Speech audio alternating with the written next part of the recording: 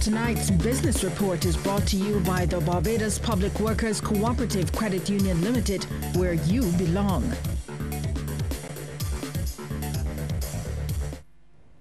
Tourism officials are seeking to create a level playing field for those in the restaurant business by ensuring there is fair access to concessions under the current legislation.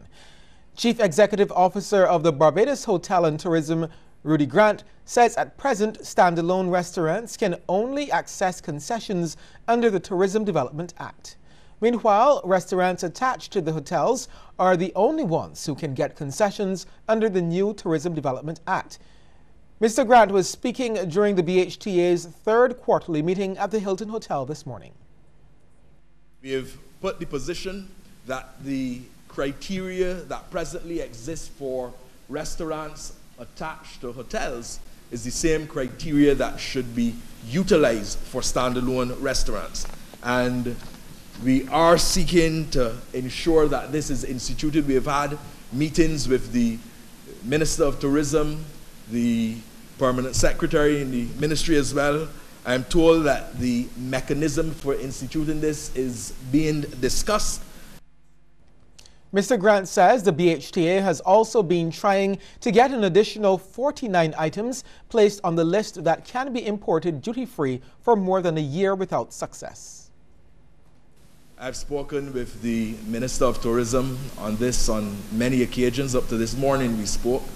I can tell you that the Minister has made significant efforts to have this matter resolved so that these items can be added onto the food and beverage list.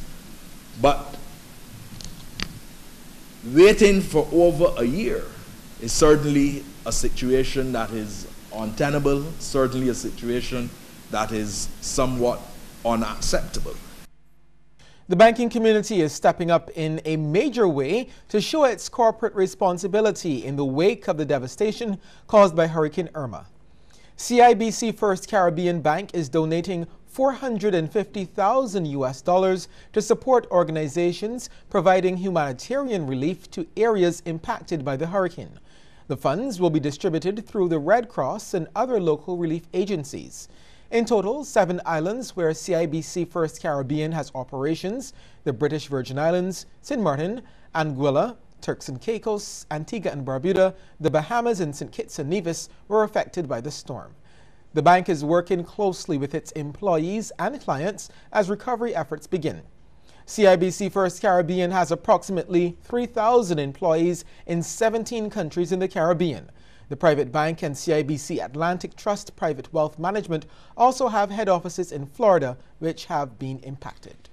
We'll take a short break and come back.